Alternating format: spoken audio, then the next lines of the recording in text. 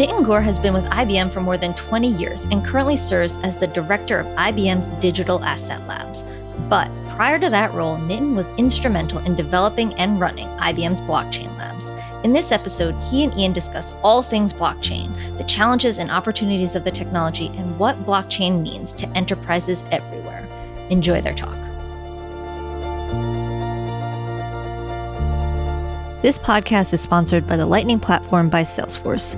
Salesforce just introduced the Lightning Platform Mobile, the low-code mobile app development platform that empowers anyone to easily build, publish, and manage AI-powered mobile apps for employees and for customers. Find out more at salesforce.com/buildmobileapps. Welcome to another episode of IT Visionaries. I'm Ian Faison, Chief Content Officer here at Mission.org. And on the other line, Nitin, how's it going? Good. Thanks, Ian, for having me. Yeah, exciting to talk about blockchain today. We've only done a couple episodes so far on blockchain, and specifically today we want to talk all things blockchain in the enterprise, the role of blockchain, and how it'll shape the future of business, some challenges, use cases, and everything in between. But first, how'd you get into technology? Yeah, that's a great question. I think after my grad school, I was hired by IBM, and so I moved to Austin, Texas, and that was my entry into technology. And it's never been a dull moment since. I've moved almost religiously every 3 years to explore new areas, starting from systems. This is the early days of internet, and here we are in the next wave, as we say, which has been replaced by blockchain. So it has been a very interesting journey for me at IBM. You know, when did you kind of get started in blockchain? What was your kind of first foray into this new technology? Yeah, that's a really interesting question, Ian, because I used to run as a CTO of mobile payments in IBM. This is pre-Apple Pay and pre the era where now we use phone as a primary payment instrument. And in that moment, we were trying to figure out as to what do we do as a company to be able to make a mark in this mobile payment space. So we did research, and in that phase, we met many of our clients, the leading payment processors, payment networks, and various payment sort of ecosystem players. And in every conversation, we heard blockchain being mentioned. And of course, early on, about 7 or 8 years back, the construct around blockchain was centered around Bitcoins. So we went back in the labs, did extensive research, and internally positioned to understand the role of blockchain in payment systems. And that was the sort of the genesis inside of our work in understanding, conceptualizing, and figuring out as to pay blockchain as a transaction system. And that was our initial entry point into blockchain. And of course, like any big corporation, you have to make a business case, and we did. We spent some time with the senior execs, helping them understand that it's not about Bitcoin, which was cliched and which was laden with many of the nuances of cryptocurrencies, but to fully understand what technology can bring to the table as a transaction system. And lo and behold, a few years later, we actually decided to go all in terms of creating a business unit and spending the right talent, technology, resources to be able to position this for our clients. And today we have a product that addresses the blockchain agenda for us. And I want to get into kind of the role of blockchain in the enterprise. Like, in terms of the larger ecosystem, like how has it been playing out? What has blockchain been doing for enterprise companies? So it's interesting, right? Because I think we've labeled 2019 as the era for blockchain for enterprise. And I recently published a book with some of my co-authors, also very leading industry players, my mentor, Jerry Como, and another good colleague of mine, Jay. We published a book called Blockchain for Business.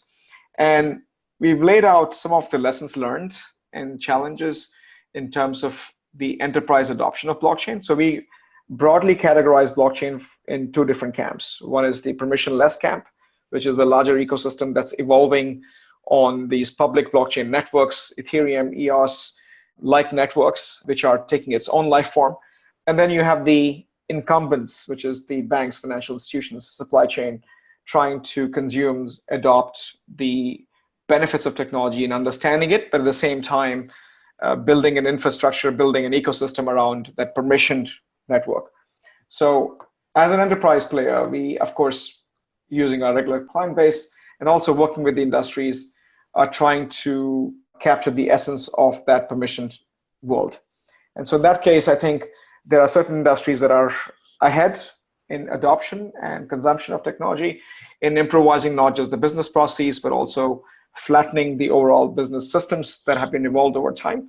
But then you also have many regulated industries, financial services, capital market infrastructures, who have to go a bit longer way in understanding some of the regulatory framework and some of the technology challenges that is yet to be solved, like scalability and security. And that work is well underway, I think. Are there any particular use cases that you've seen that you were really excited about, kind of like early on, that you looked at and thought, wow, this is going to be huge? So it's a good question you bring up this, because I think, and I've written about this in the topic called instance economy, it's not about simply digitizing today's processes, right? I mean, oftentimes the first step we take in the enterprise world is using blockchain as a vehicle to streamline business process between multiple enterprises, because we've already done a lot of streamlining in a single enterprise. And when multiple enterprises get into business, their individual business processes sort of become an impediment in a more smoother function of movement of assets, right? Multiple banks, multiple financial institutions, multiple sort of entities involved in supply chain are a perfect example. And so early days, blockchain was used as a vehicle to bring these entities together, to flatten that business process, and using technology to share information. But then a few years back, we took a step back and said, blockchain is really meant for asset movement, not really for information dissemination, right? Because we have enough technology today to move from an asynchronous to a more synchronous information dissemination model. But going after truly treating blockchain as a network to move value, move assets. So then we have to go down the path of defining what's a digital asset in the system, and that is very domain specific. What I mean by that is, in a supply chain network, you could have a digital asset as a container, and that container would have to go through different shipping ports. It would have to have the financial networks like bill of lading, letter of credit, that is the financial instrument that rides with these containers, and so on and so forth. So I think that the industries that are at the cusp of leveraging from the cost inefficiency in the system are benefiting rather faster than, let's say, financial services today, because there are much more regulatory considerations, there are much more cybersecurity considerations that need to be hashed out, as opposed to, let's say, supply chain, where we can simply create tokenized digital assets and let the industry consume them and create new business flows and new business systems from that perspective. But the holy grail, taking a pause at that initial foray, the holy grail for us is to be able to do what internet has done for information, which is making information easily accessible, easily available to anybody in the world. I think our aspirational goal is to do just that with blockchain, which is ability for a farmer in Nigeria, a farmer in India, to be able to make an investment into these developed economies as little as a few $100s, for example, without going through this complex international sort of movement of money and securities. I think that is the sort of model where we want to have equal opportunity creation, financial inclusion.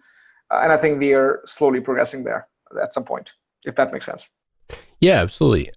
Was there a specific like time or example when you saw something early on and the power of that kind of blew your mind, seeing it, happen in real time? Or was it kind of just a slow build where you were seeing it like so often? I think if you look at the M-Pesa movement, right? I mean, I've traveled the world extensively, working with clients and understanding different social and technology systems, because every country and every society has a context, right? Our American contexts don't necessarily apply in Uganda or India. And so I think in many cases, the M-Pesa movement was an eye-opener for many of us in the early days of payments to realize that, that there was this whole movement of creating fungibility by your telecommunication systems, which was never designed for financial transactions, and eventually morphed into a multi-country, multi-city network of moving funds. And banks were completely excluded from that. Of course, that has changed now over time.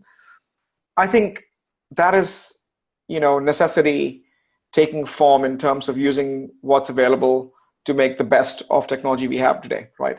So I think what I begin to see now in many economies is that especially the millennials who are redefining the way we live, redefining the way we own things, redefining the way we transact in simple things like, renting apartments, being able to pay for a fraction of their usage models, the ability for us to be able to generate energy and be able to have partitioned ownership of that energy generation and dissemination.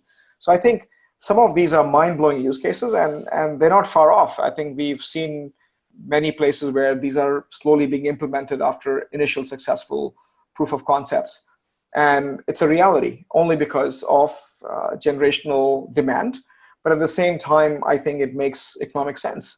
When these two things meet, I think the technology itself flourishes, and then there's no going back from there, I think.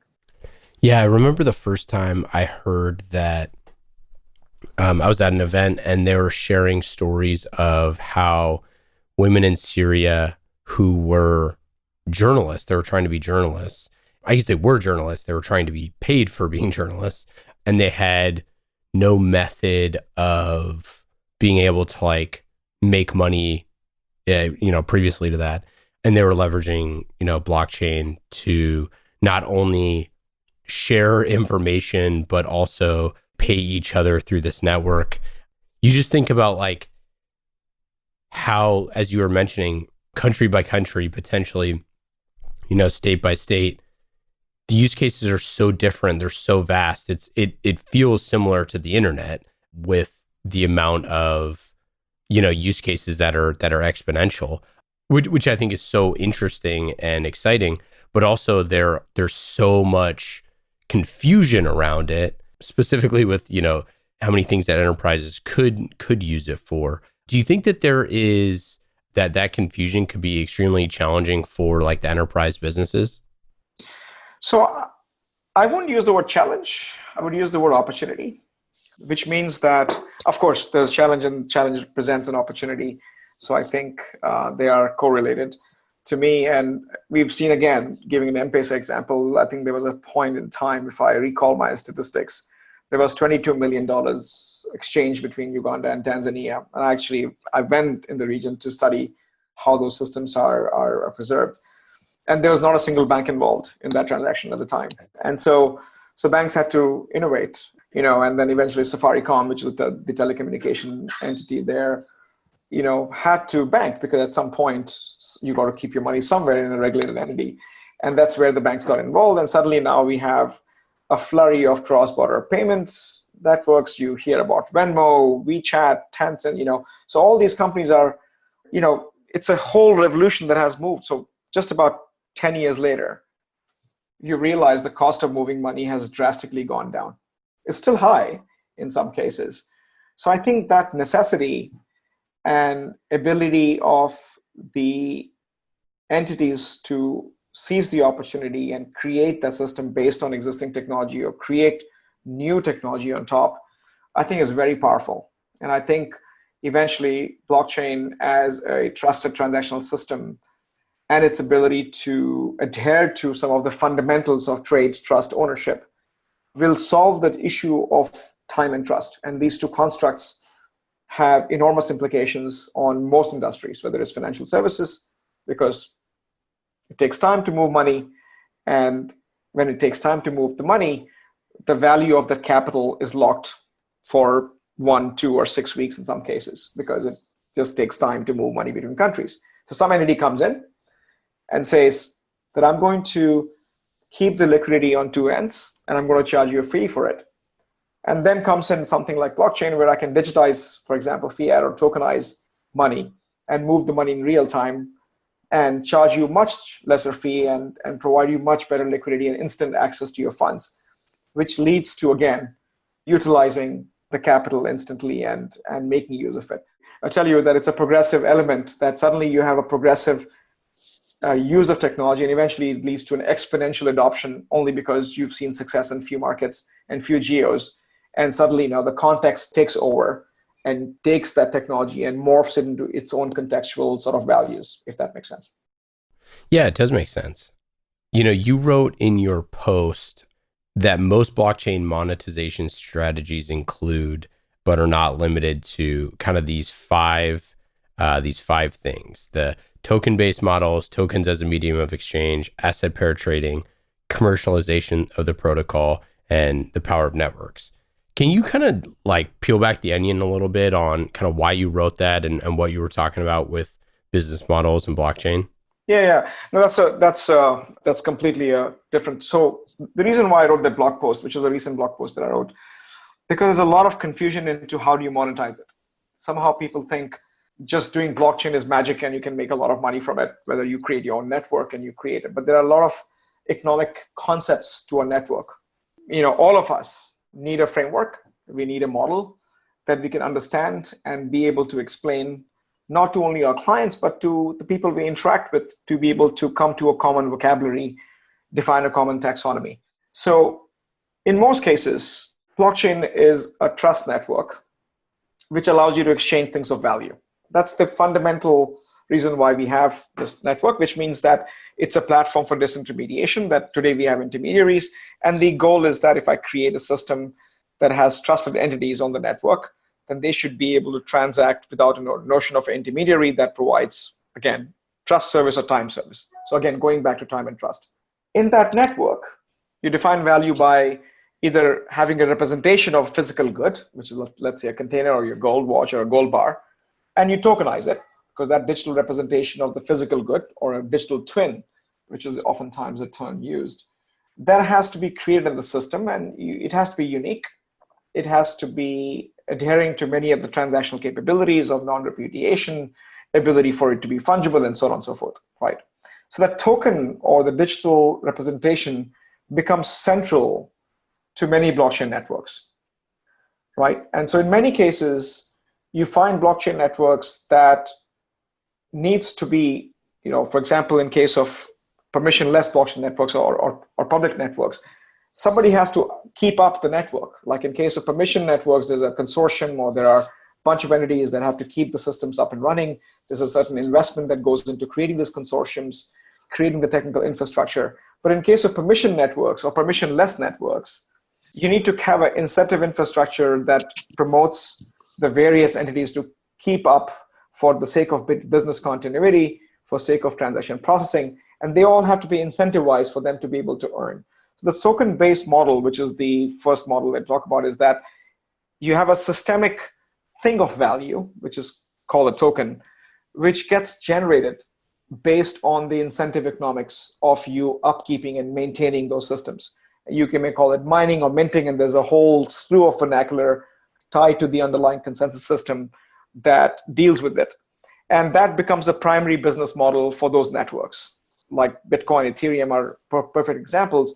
That it's a community-driven approach, and communities incentivized to keep the health of the network, the security of the network, which leads to other businesses bringing their transactional volume to the network because they know that the network is resilient, it's performant, and it has certain service level agreements, guarantees that go with it. And because you have the token in the network, the same token that is used as a transaction fee for processing transaction can be used as a medium of exchange. Bitcoin, a perfect example, that I can buy and sell Bitcoin or Ethereum in their respective networks, and they're fungible for our fiat, which is the cash that me and you use for our daily living. And so in that case, I can send money through various channels and own a token. And so it's used as a medium of exchange or as a step-through currency of sorts. For example, if you want to exchange Indian rupees to Nigerian nairas, these two currencies are not exactly fungible. So you need a third currency like a US dollar, which is universally accepted currency, as a step-through currency. It becomes a medium of exchange. So many of these tokens in these networks are used as a medium of exchange, whether you're creating a FX or foreign exchange model, or you're basically creating a ability to use this token to define what gold bar is and be able to exchange gold bar for cash, all on these underlying sort of constructs that the network enables for you. A few of the models are asset pair trading models, which means that I can trade one asset for the other because the two networks, are there. And irony of all ironies is that you have exchanges these days for crypto assets, which shouldn't exist because the whole point of blockchain is to not have any intermediaries. But we are in that phase at the moment where you have to trust somebody to be able to move these different disparate digital assets from one network to another network.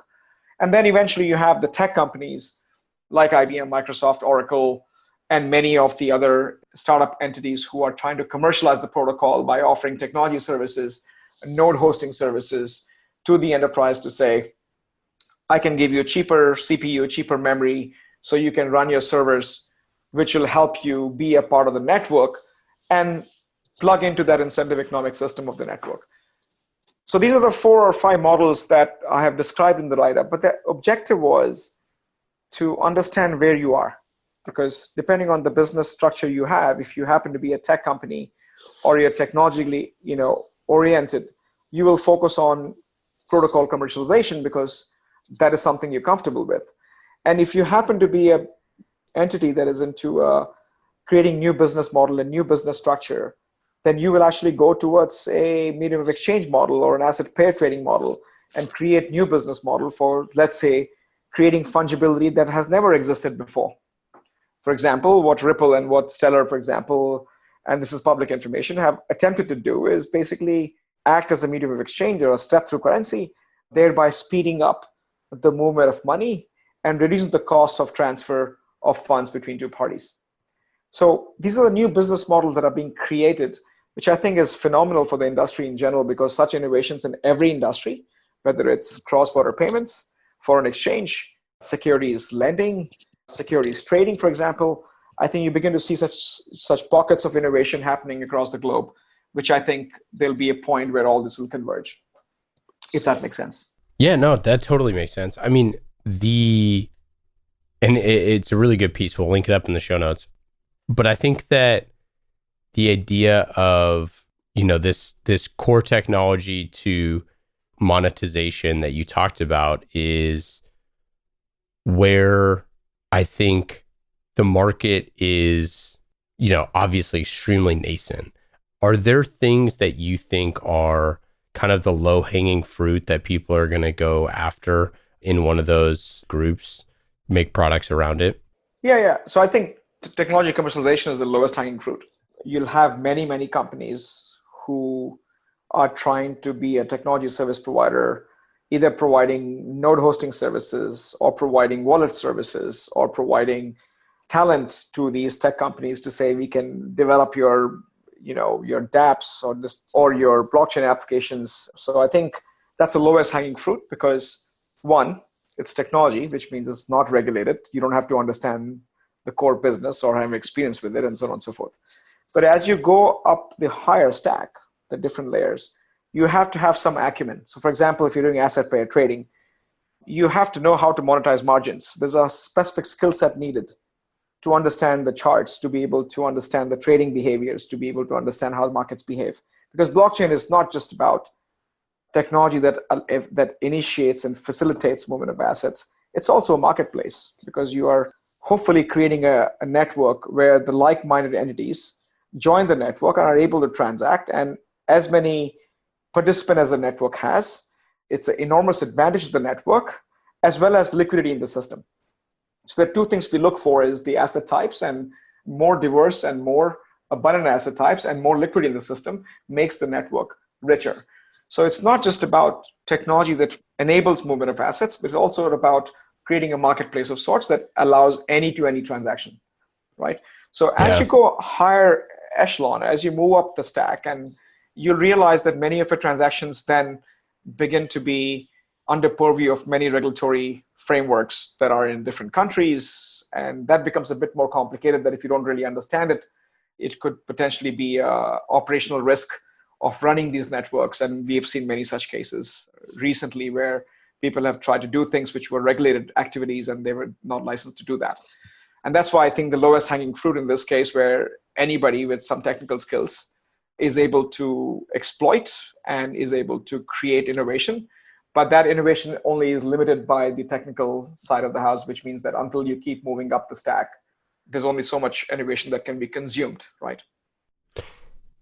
If you are, like a CIO or a CTO, like many of our listeners, or someone on the, IT or technology teams that are looking for a way to leverage blockchain for a project or a specific business use case, what would you kind of recommend to know? Like, is there some sort of like criteria or model that you use to look at projects and determine this? No, that's a great question, Ian. Actually, in fact, the reason why I sat down for a few months to be able to sort of do the brain dump of what we've learned over the 4 years in the publication that we did was just to be able to address a few things, right?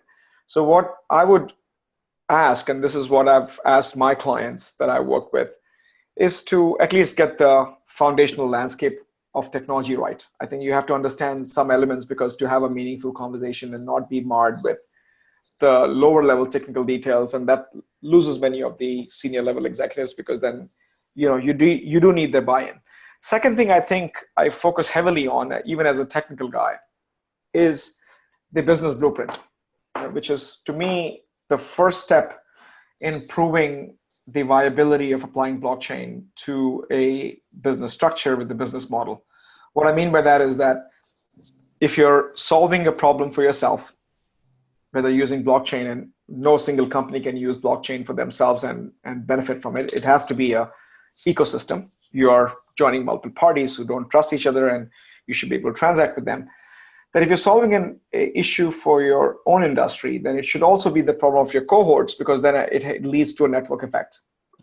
And that element is really important, because you're trying to get not just your competitors, but new ecosystem players to a network. And that, which means that you have to induce a sense of neutrality to these networks. So I think understanding the business model is so important, that the only reason why many blockchain POCs who have been enormously successful haven't seen the light of the day, because they have died with the POC, because there was no business model or there was no business buy-in to take it forward, right? So I think I now begin to focus more energy on senior level sponsorships, funding for these projects, the ROI models, the risk framework models, the GRC framework models, to be able to say, did we get this business problem right before we start throwing technology at it? And then once we have that piece in place, I use the term business blueprint. Then we begin to then map the technology blueprint to say, okay, we know what the business problem is. What is the right framework? What is the right technology set? What is the right encryption level? So you begin to then go into the lower level technical details, which, by the way, there's a whole lot of innovation happening in that space, to cherry pick the things that are most needed for these networks to be successful, because the business dictates the use of those technology and not the other way around. So I would say you take that path, and I think in one of my blog posts I've talked about the enterprise path to blockchain adoption, or something to that effect, which gives you a clear path to say, focus more on defining the business blueprint before you go down the path of just doing a POC, because POCs never fail. It's a controlled experiment. Who are the people at those companies that, like, who are those leaders that are working on that sort of stuff? So what happens generally, what has been happening, and that actually is slowing down drastically, at least from my vantage point, is the innovation teams in every company has an innovation group, is tasked with understanding innovation, technology, and the impact of technology on their business. And rightly so, they pick projects on AI and blockchain and many other newer technologies that are surfacing, and to be able to prove to their business that they are effective in understanding some of these things. So many of the POCs were driven by innovation, but innovation teams have smaller budgets to be able to experiment, but they don't really have business buy-in yet.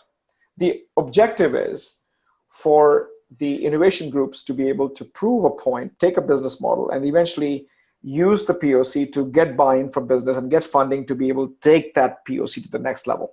And I think the disconnect in what I've seen in the industry is oftentimes that the business is not on board, which means that the business has neither defined the problem or understood the return on investment, or even actually put a number on the problem. Because if you don't put a number on the problem, how do you make a investment decision on that technology?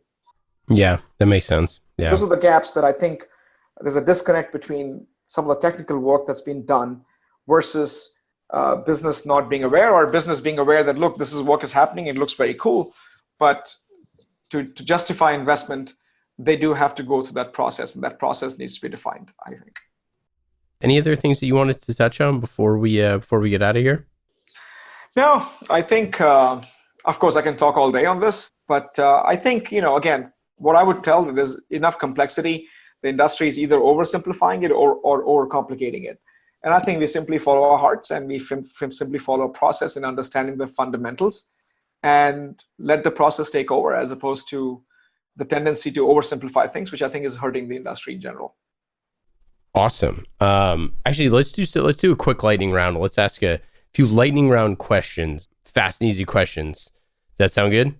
Sure. Fast, I'm fine, but easy, I'm not sure about that. Haha.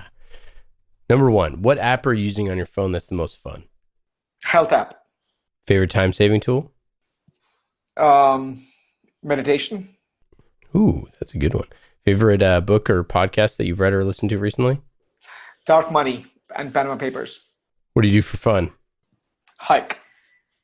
What is your best advice for a first-time CIO, CTO, or technology leader? Build a good team first. Have a human connection with the people, and have an empathy. And I think everything will fall in place. Awesome. Nitin, this has been awesome. Really appreciate you coming on and sharing some wisdom. And we'll be looking forward to following along. There's so much stuff out there that is yet to be discovered, and look forward to following along on your LinkedIn. These articles are awesome. Thank you, Ian. Appreciate your time, and thanks for having me.